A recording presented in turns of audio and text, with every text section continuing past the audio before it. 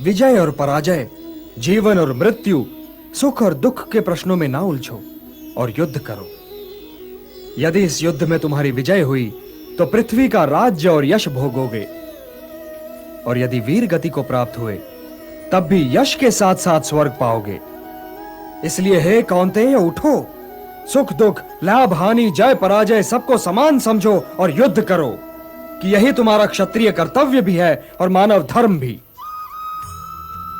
हतो वा प्राप्स्यसि स्वर्गम जित्वा वा भोक्ष्यसे महीम, तस्मात् उत्तिष्ठ कौन्तेय, युद्धाय कृत निश्चयः।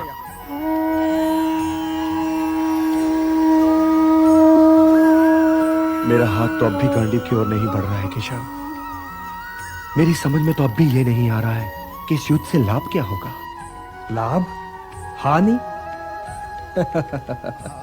ये दोनों ही सापेक्ष शब्द हैं धनंजय। मैं जानता हूं कि तुम्हें पृथ्वी के भोग या स्वर्ग के सुख की कामना नहीं है।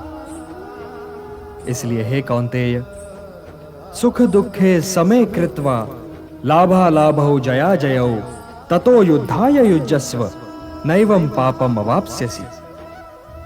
सुख दुख, लाभ हानि, जय पराजय से ऊपर उठो पार्थ। मुझसे तो अब भी नहीं उठा जा रहा है केशव।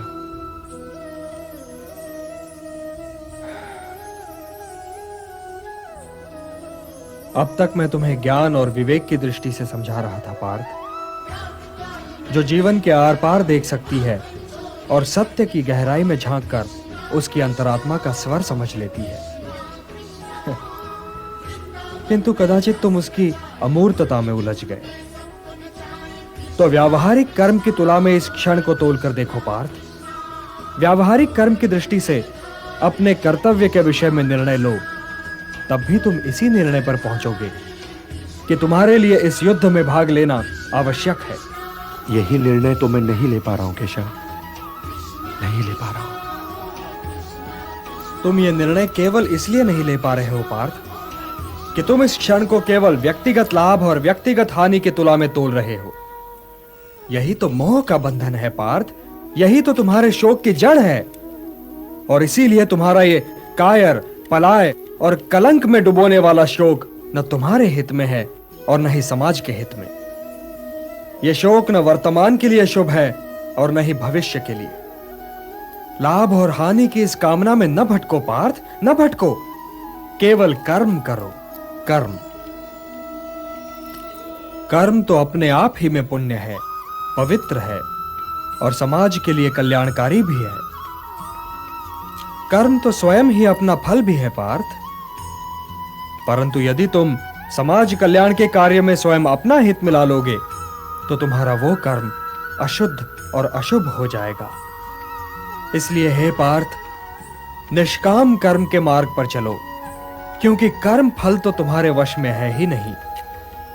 इसलिए केवल कर्म करो और कर्म फल की इच्छा न करो। कर्मण्येवाधिकारस्ते मा फलेषु कदाचन मा कर्म फल हेतुर्भूः माते संगोस्त्वा कर्मणि। किंतु निष्काम कर्म कैसे संभव है वासुदेव? फल का ज्ञान ही तो कर्म करवाता है, और यदि दृष्टि फल से ही हट जाए तो कोई कर्म करेगा ही क्यों? कोई कर्म इसलिए करेगा पार्थ कि कर्म के बिना तो जीवन संभव ही नहीं।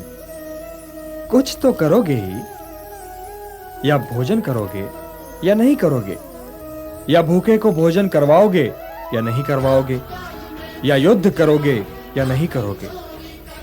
तुम्हारे पास तो केवल यही विकल्प है कि तुम क्या करो या क्या ना करो। परंतु परिणाम तुम्हारे वश में नहीं है पार्थ। कर्म फल तुम्हारे वश में नहीं है।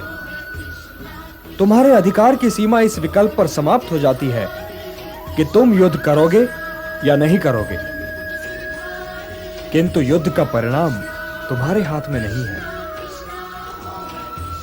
यदि तुम विजय चाहो भी तो यह आवश्यक नहीं कि विजय तुम्हारी ही हो जाए, तुम्हारी पराजय भी हो सकती है। किंतु यदि तुम विजय से मोहित नहीं होगे तो पराजय से भी नहीं घबराओगे।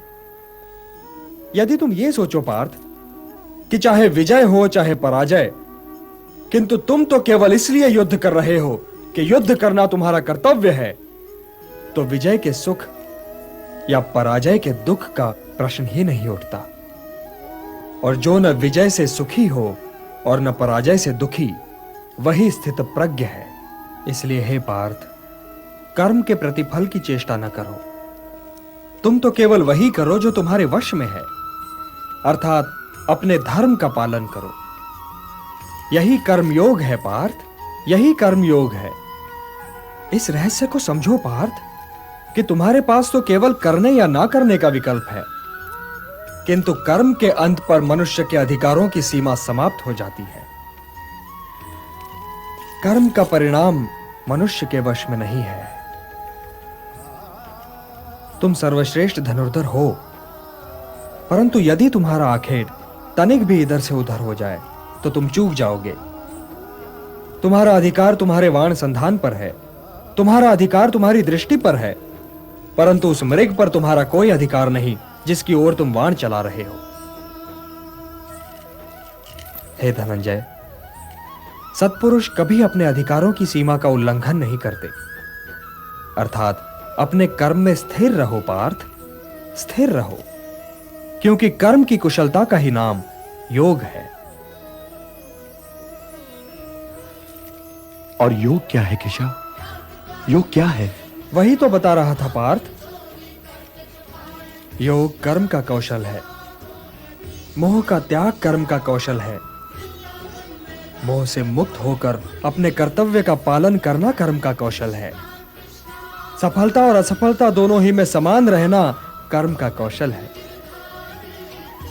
भवति सम्मोह सम्मोहात् स्मृति विभ्रमः स्मृति भ्रंशात् बुद्धिनाशो बुद्धिनाशात् प्रणश्यति।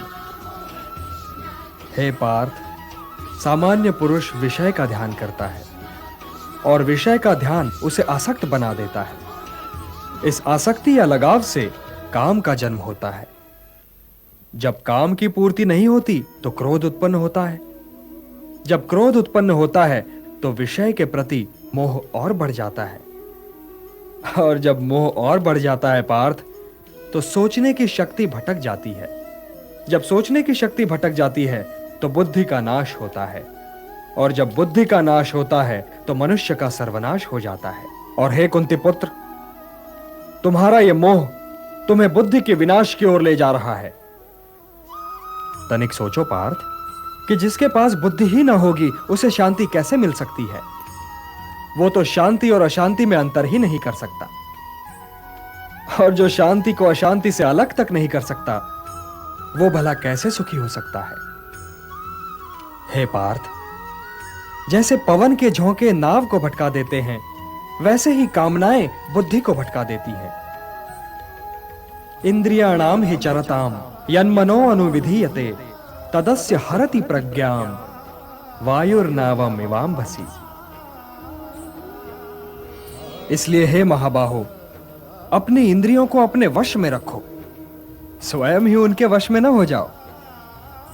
पार्थ, यह बात ध्यान से सुनो और समझो कि जब संसार सोता है तब मुनि जागता है, और जब संसार जागता है तब मुनि सोता है। ये सोना जागना क्या है केशव? ये रात दिन कैसे है? रात और दिन की तो मैंने बात ही नहीं की थी पार्थ। मैंने तो केवल सोने और जागने के विषय में बात की थी। सामान्य पुरुष की जाग हर क्षण कुछ पाने और भोगने के मोह में व्यतीत होती है। यही उसकी चेतना का लक्ष्य है। यदि उसे भूख लगी तो उसे भोजन चाहिए, यदि उसे प्यास लगी तो उसे जल चाहिए, यदि उसे ऋतुओं से अपना बचाव करना है तो घर चाहिए। उसकी सोच आत्मनिष्ठ है, परंतु मुनि अर्थात स्थितप्रज्ञ की सोच वस्तुनिष्ठ है। वो व्यक्तिगत भूख और व्यक्तिगत तृष्णा के परे देखता है। वो वृक्ष से गिरे हुए फल के विषय में नहीं सोचता, वो वृक्ष के विषय में सोचता है, वनों के विषय में सोचता है। सामान्य मनुष्य को ईंधन के लिए लकड़ी चाहिए, तो वो वृक्षों को तब तक काटता चला जाएगा जब तक वन नष्ट न हो जाएं। परंतु मुनि प्रकृति में वनों के महत्व के विषय में सोचता है, प्रकृति के संतुलन के विषय में सोचता है, वनों और ऋतुओं के संबंध के विषय में सोचता है।